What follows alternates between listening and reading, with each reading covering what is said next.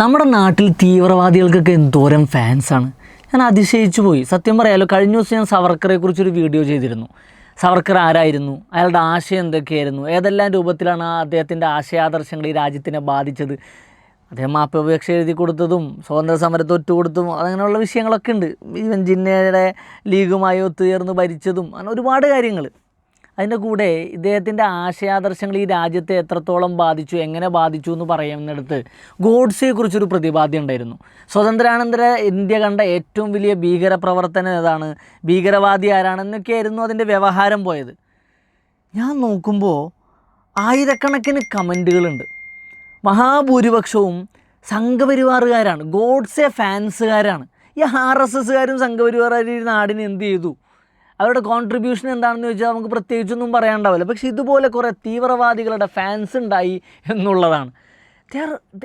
They are obsessed, they are deeply obsessed with Muhammad Ali Jinnah. അത് വേറെ, ഞാൻ വേറെ പറയാം. ഇത് ഗോഡ്സെ സ്പെഷ്യലാണ്. ഒരു ചേട്ടൻ കേട്ടോ, അയാൾ സജേഷ് ഷാർ, ഇതിപ്പം എന്താ വായിക്കാമെന്ന് എനിക്കറിയില്ല, എന്തായാലും നല്ലൊരു പേരാണ്. അദ്ദേഹം പറയുന്നത് ഗോഡ്സെ എന്തുകൊണ്ടാണ് ഗാന്ധിയെ കൊന്നത് എന്ന് കോടതിയിൽ അക്കമിട്ട് പറയുന്നുണ്ട്. അയ്യോ, അതൊന്ന് വായിച്ചു നോക്ക് എന്ന് അടി. വേറൊരാൾ ശേഖർ CCRS, എൻ്റെ പൊന്നു ചേട്ടന്മാരെ, രണ്ട് തരം ആൾക്കാരാണ് കാര്യമായി ഇതുപോലുള്ള മണ്ടത്തരങ്ങൾ ഫേസ്ബുക്കിൽ എഴുന്നള്ളിക്കുന്നത്. ഒന്ന് സംഘപരിവാറുകാരുടെ ഇടയിലാണ് പറയുന്നത്, സംഘികളുടെ ഇടയിൽ. ഒന്ന് ഫേക്ക് അക്കൗണ്ടുകളായിരിക്കും.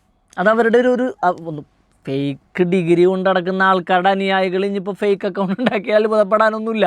പണ്ട് നരേന്ദ്രമോദിജിയുടെ, നമ്മുടെ അഭിവന്ദ്യനായ ആദരണീയനായ പ്രധാനമന്ത്രിജിയുടെ ട്വിറ്റർ അക്കൗണ്ടുകളുടെ ഫോളോവേഴ്സിൻ്റെ ഒരു കണക്ക് വന്നു.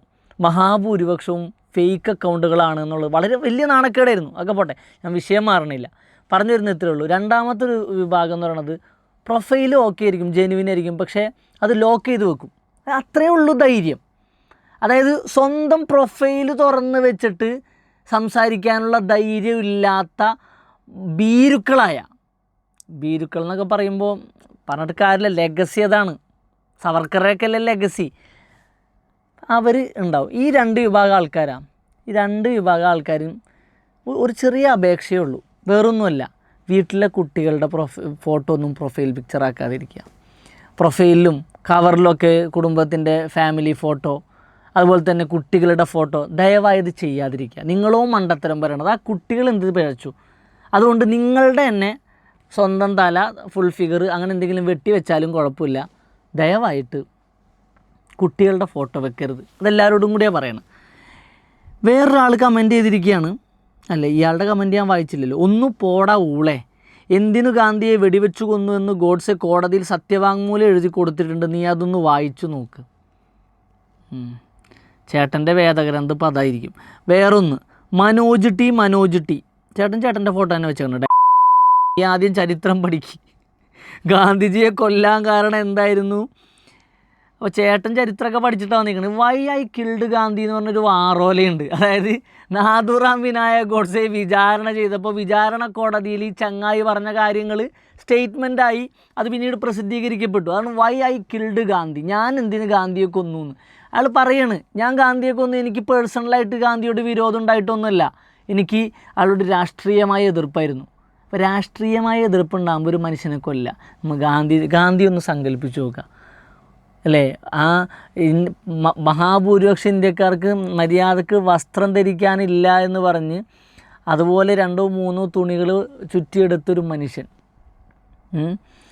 കൽപ്പറ്റ നാരായണൻ്റെ ഒരു കവിതയുണ്ട്, ഗാന്ധിയെ വരക്കാൻ എളുപ്പമാണ്, 3-4 വര മതിയാവും.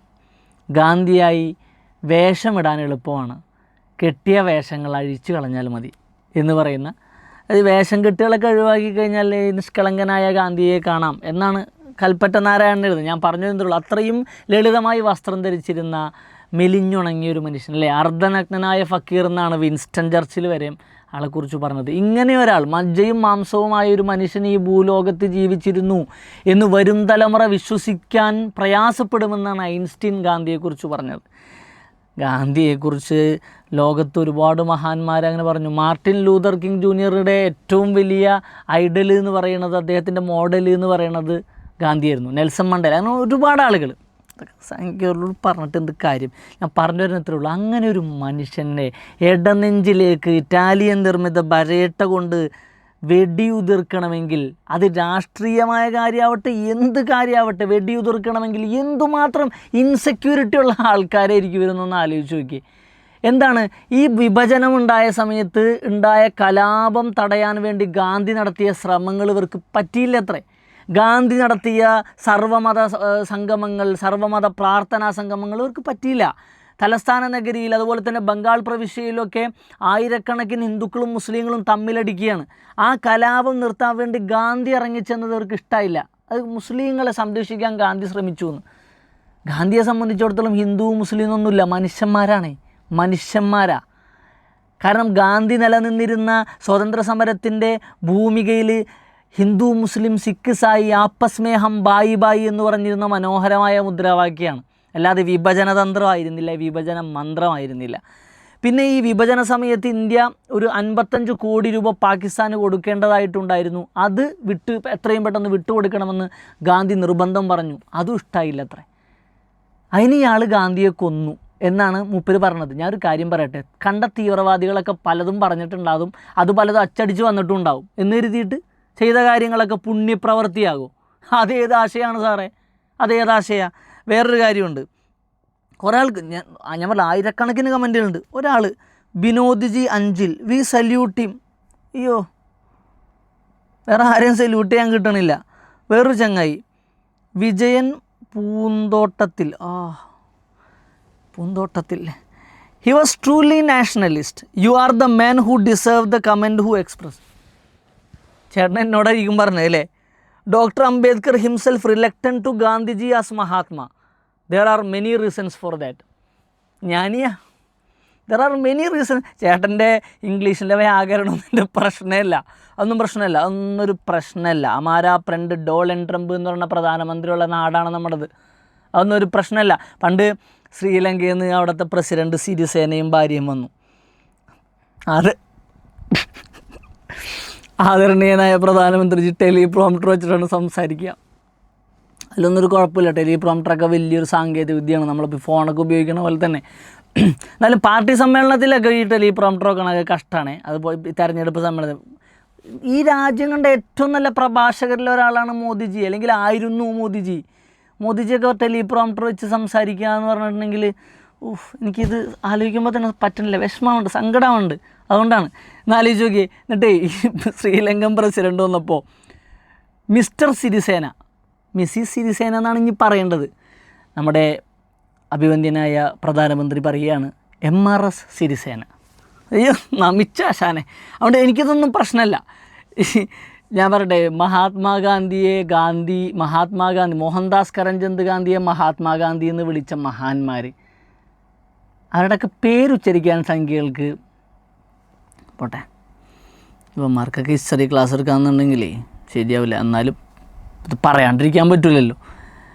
വേറൊരാൾ സുധീർ കുമാർ സോമൻ നായർ, ഒരു 10-20 കൊല്ലം മുമ്പ്, ചേട്ടാ സോമൻ നായർ എന്ന് എഴുതുമ്പോൾ നായർന്ന് വേണം, സോമൻ കഴിഞ്ഞിട്ടൊരു സ്പേസ് വേണ്ട, അത് ഓരോരുത്തർ ഇഷ്ടമാണ്. ഒരു 10-20 കൊല്ലം മുമ്പ് വരെ ഗോഡ്സെ ഒരു കുറ്റവാളിയും കൊലയാളിയുമായാണ് കണ്ടിരുന്നത് ചേട്ടൻ. പക്ഷേ സോഷ്യൽ മീഡിയ കൂടുതൽ പ്രചാരണത്തിലായി. നിങ്ങളുടെയൊക്കെ ഓരോരോ പോസ്റ്റുകൾ വായിച്ചു അങ്ങനെ വിശ്വസിച്ചു തെറ്റാണെന്ന് ഇപ്പോൾ തോന്നുന്നു. ചേട്ടന് ബോധോദയുണ്ടായെന്ന് ചേട്ടൻ പറയണത്. ഞാനിപ്പോൾ എൻ്റെ എഴുത്തൊക്കെ മൂപ്പര് വായിച്ചിട്ടുണ്ടോയെന്നറിയില്ല. നിങ്ങളെപ്പോലെയുള്ള നിങ്ങളുടെ ഒക്കെ ഇതായിക്കോട്ടെ. ചേട്ടനേതായാലും സോഷ്യൽ മീഡിയ വായിച്ചിട്ട് ബോധോദയം ഉണ്ടായെന്നാണ് പറയണത്. ഞാൻ ഇപ്പോൾ നമ്മളെപ്പോഴും പറഞ്ഞ വാട്സപ്പ് യൂണിവേഴ്സിറ്റി അല്ല ചേട്ടന്മാരെ, ഫേസ്ബുക്ക് യൂണിവേഴ്സിറ്റി, ഇൻസ്റ്റാഗ്രാം യൂണിവേഴ്സിറ്റി ഒന്നല്ല. ആരോട് എന്ത് പറയാൻ. എന്തായാലും 10-20 കൊല്ലം മുമ്പ് വരെ ഗോഡ്സെ ഒരു കുറ്റവാളിയും കൊലയാളിയുമായാണ് കണ്ടിരുന്നത്. അന്നൊക്കെ ചേട്ടൻ സ്കൂളിൽ പോയിരുന്നു. ഇപ്പോൾ ചേട്ടൻ വാട്സപ്പ് യൂണിവേഴ്സിറ്റിയിലും ഷാഗയിലാണ് പോണത്. അതാണ് പ്രശ്നം. ഞാൻ മനോജിറ്റിയുടെ കഥ വായിച്ചല്ലോ അല്ലേ, അത് ഞാൻ പറഞ്ഞു തോന്നുന്നു. വേറൊരു ചങ്ങായി, ഞാൻ മുമ്പൊരു കാര്യം പറയാം. ഈ ജനുവരി 26 റിപ്പബ്ലിക് ദിനം, ഓഗസ്റ്റ് 15 സ്വാതന്ത്ര്യ ദിനം എന്നൊക്കെ പറയൂലേ, അതുപോലെ എനിക്ക് ഏറ്റവും ഇഷ്ടമുള്ള ഒരു ദിവസമുണ്ട്, November 15. എന്തുകൊണ്ടാണെന്നറിയോ?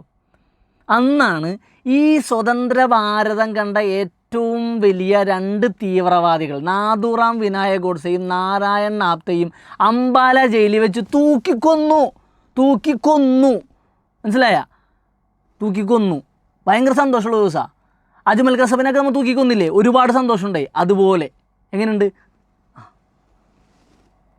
ഈ മതത്തിൻ്റെ പേരിൽ, അത് ഇസ്ലാം മതത്തിൻ്റെ പേരിലാവട്ടെ, ഹിന്ദു മതത്തിൻ്റെ പേരിലാവട്ടെ, ക്രൈസ്തവ മതത്തിൻ്റെ പേരിലാവട്ടെ, സിഖ് മതത്തിൻ്റെ പേരിലാവട്ടെ, ബുദ്ധമതത്തിൻ്റെ, ജൈന മതത്തിൻ്റെ, പാഴ്സ്യ മതത്തിൻ്റെ, ഇനി ഏതൊക്കെ മതങ്ങളുണ്ടോ, ഏതൊക്കെ ഇസങ്ങളുണ്ടോ, എന്തിൻ്റെ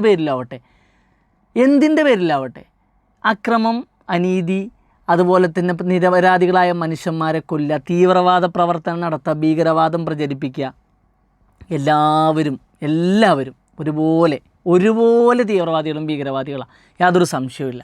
അതിന് സംശയമുണ്ടോ? വേറൊരു ചേട്ടൻ സുധി ഭജൻ ഫേക്കാണോ അത്? എന്തായാലും ചേട്ടൻ മാസ് പ്രൊഫൈലൊക്കെയാണ്. ഡോക്ടർ NS അബ്ദുൽ ഹമീദ്, മഹാത്മാ നാഥുറാം വിനായക് ഗോഡ്സെ എന്ന് പറയടാ. അയ്യോ അടിയൻ, മഹാത്മാ നാഥുറാം വിനായക് ഗോഡ്സെ എന്ന് പറയടാ. ചേട്ടൻ പറഞ്ഞല്ലേ, ഭീകരവാദി നാഥുറാം വിനായക് ഗോഡ്സെ. സന്തോഷമായ? അങ്ങനെ പറയാനേ സൗകര്യമുള്ളൂ. ചേട്ടൻ്റെ വീട്ടിൽ പോയി മുറി അടച്ചിരുന്നിട്ട് വിളിച്ചോ, മഹാത്മാവെന്നോ മഹാനുഭാവെന്നോ എന്തു വേണമെങ്കിലും വിളിച്ചോ, എനിക്കെന്തായാലും സൗകര്യമില്ല. മഹാത്മാഗാന്ധിയെ വെടിവെച്ചു കൊന്ന ഒരുത്തനെ മഹാത്മാവെന്ന് വിളിക്കാൻ സൗകര്യമില്ല. എന്തു ചെയ്യും ചേട്ടൻ? ഇനി നമ്മുടെ ഹീറോ, രാജ്യത്തിൻ്റെ ഹീറോ ഗാന്ധിക്കാരാണ് ഇവിടെ മഹാത്മാ എന്ന് കൊടുത്തത്? ഗാന്ധിയെ ആര് പിടിച്ചാണ് ഇവിടെ രാഷ്ട്രപിതാവാക്കിയത്? ഇതൊക്കെ ചെയ്തത് ആൻറ്റി നാഷണൽ പാർട്ടിയായ കോൺഗ്രസ്സാണ്. October 2-നും January 30-നും, അത് കഴിഞ്ഞിട്ട് ഈ സ്വാതന്ത്ര്യദിനത്തിൻ്റെ അന്നും റിപ്പബ്ലിക് ദിനത്തിൻ്റെ അന്നും അതുപോലെ വിശേഷപ്പെട്ട ദിവസങ്ങളിലൊക്കെ സംഘപുത്രൻ നരേന്ദ്രമോദിയും അമിത്ഷാ അടക്കമുള്ള ആൾക്കാർ ഇപ്പോഴും മഹാത്മാഗാന്ധിയുടെ മുമ്പിൽ പുഷ്പാർച്ചന നടത്തുന്നുണ്ടല്ലോ. ഒരു കാര്യം ചെയ്യും ചേട്ടൻ, ഈ കഷ്ടപ്പെട്ട് കമൻ്റ് എഴുതിയില്ലേ, പ്രധാനമന്ത്രിക്ക് ഒരു ഇമെയിൽ അയക്ക്. ഇനി മേലാൽ മഹാത്മാഗാന്ധിയെ മഹാത്മാവെന്ന് വിളിക്കരുത്. ഈ നരേന്ദ്രമോദി വിളിച്ചുകൊണ്ടല്ല ഞാൻ മഹാത്മാവെന്ന് വിളിക്കണം. നമ്മൾ ചരിത്രം പഠിച്ചുകൊണ്ടാവും, സ്കൂളിൽ പോയോണ്ടാണ്. ഗാന്ധിയെ കൊന്നതിൽ തെറ്റ് കാണുന്നില്ല. അയ്യോ ചേട്ടനത് പറഞ്ഞോളൂ. ഇവിടെ നമ്മുടെ ഭാരതം വെട്ടിമുറിച്ചൊരു ഇസ്ലാമിക രാഷ്ട്രമാക്കി മാറ്റിയതും ആരോ ആ പേപ്പട്ടി ഇസ്ലാമിക രാഷ്ട്രത്തിന് വേണ്ടി അന്നത്തെ 50 കോടിക്ക് ഗാന്ധിയെ സമരപ്പന്തൽ കെട്ടി. ഞാൻ നേരത്തെ പറഞ്ഞല്ലോ, ഇംഗ്ലീഷിലെ വ്യാകരണം വിട്ട് മലയാളത്തിലെ വ്യാകരണം വിട്ട് അതൊന്നും നമ്മുടെ പ്രശ്നമില്ല. ഇവന്മാർക്കിത് ഭാഷ അറിയോ, എഴുതാനറിയോ, അക്ഷരതെറ്റുണ്ടാവും, ഒന്നും പ്രശ്നമില്ല. ഞാൻ ചെറിയൊരു കാര്യം പറയാം. 1940 ലാഹോർ സമ്മേളനത്തിലാണ് മുഹമ്മദ് അലി ജിന്ന ദ്വിരാഷ്ട്രം എന്ന് പറയുന്നൊരു പോളിസി ഔദ്യോഗികമായി പ്രഖ്യാപിക്കുന്നത്, അയാളുടെ അഖിലേന്ത്യാ മുസ്ലിം ലീഗ്. 1937 കണക്കൂട്ടണം, 40 എന്ന് പറയുമ്പോൾ 39, 38, 37, 3 വർഷം മുമ്പ് അഹമ്മദാബാദിൽ നടന്ന ഹിന്ദു മഹാസഭയുടെ സമ്മേളനത്തിൽ അധ്യക്ഷം വഹിച്ചുകൊണ്ട് വിനായക ദാമോദർ സവർക്കർ ദ്വിരാഷ്ട്ര സിദ്ധാന്തം പ്രഖ്യാപിച്ചു. ചേട്ടന് സന്തോഷമായ? 1923 തന്നെ മൂപ്പരെഴുതിയ ദ എസെൻഷ്യൽസ് ഓഫ് ഹിന്ദുത്വയിലൊക്കെ എന്ത് ചെയ്യുന്നുണ്ട്, സാധനം പറയുന്നുണ്ട്, ഹൂ ഈസ് ഹിന്ദു എന്നുള്ള പുസ്തകങ്ങളൊക്കെ വായിച്ചാൽ മതി. വാട്സപ്പ് യൂണിവേഴ്സിറ്റിയിൽ ഇതൊന്നും കാണൂല, സാരില്ല. പറഞ്ഞു വരുന്നത് ഇത്രയേ ഉള്ളൂ. ഈ രാജ്യം വെട്ടിമുറിച്ചത് സവർക്കറുടെയും ജിന്നയുടെയൊക്കെ ആശയങ്ങളുടെ അടിസ്ഥാനത്തിൽ തന്നെയാണ്. ഇതിലേറ്റവും വലിയ ഐറണി എന്താണെന്നറിയോ ചേട്ടാ? ഈ 2ാം ലോക മഹായുദ്ധകാലത്ത് പിന്നെ ഇവിടുത്തെ ഇന്ത്യൻ ജനങ്ങളുടെ അഭിലാഷവും ഇന്ത്യൻ ജനങ്ങളുടെ സാഹചര്യവും മനസ്സിലാക്കാതെ ബ്രിട്ടീഷ് ഇന്ത്യയെ യുദ്ധത്തിലേക്ക് എടുത്തെറിഞ്ഞു എന്ന് പ്രതിഷേധിച്ചുകൊണ്ട് അന്നത്തെ ഇടക്കാല ഗവൺമെൻറ്, കോൺഗ്രസിൻ്റെ പ്രവിശ്യ ഗവൺമെൻറ്റുകൾ രാജിവെച്ചു. ബംഗാൾ പ്രവിശ്യയിലപ്പോൾ ഈ ലീഗ്, ഏത് ലീഗ്? ജിന്നയുടെ ഏത് ലീഗ്? ദ്വിരാഷ്ട്രം വേണമെന്ന് പറഞ്ഞ ജിന്നയുടെ ലീഗുമായി സഖ്യം ചേർന്ന് ഭരിച്ചത് ഈ സവർക്കറുടെ പൊളിറ്റിക്കൽ ഔട്ട്ഫിറ്റായിരുന്നു. സന്തോഷമായ ചേട്ടന്? ഒരു യഥാർത്ഥ രാജ്യസ്നേഹി ഇയാളെ പോലെയുള്ളവരെ കൊല്ലുക തന്നെ ചെയ്യും. ചേട്ടൻ എന്നിട്ട് മറ്റേ സുരേഷ് ഗോപിയുടെ സ്റ്റെപ്പ് ഇട്ടിട്ടുണ്ട്. എൻ്റെ പൊന്ന് ചേട്ടാ, അതന്നെയല്ലേ അത്? ഈ മോച തന്നെയല്ലേ ചേട്ടൻ ഈ പറഞ്ഞ ഈ ഒരു യഥാർത്ഥ രാജ്യസ്നേഹി എന്നുള്ളതുണ്ടല്ലോ, അത് ഞങ്ങളെങ്ങനെയാണെന്ന് അറിയാം വായിക്കണത്, ഒരു ഭീകരവാദി ഗാന്ധിയെ പോലുള്ളവരെ കൊല്ലുക തന്നെ ചെയ്യും. കുറേ ഉണ്ട് കേട്ടോ, അടുത്ത ഞാൻ വരുന്നുണ്ട്, അടുത്ത സാധനം ഞാൻ വരുന്നുണ്ട്. എന്നാൽ ശരി, അല്ല ബാക്കി പിന്നെ പറയാം, ശരി.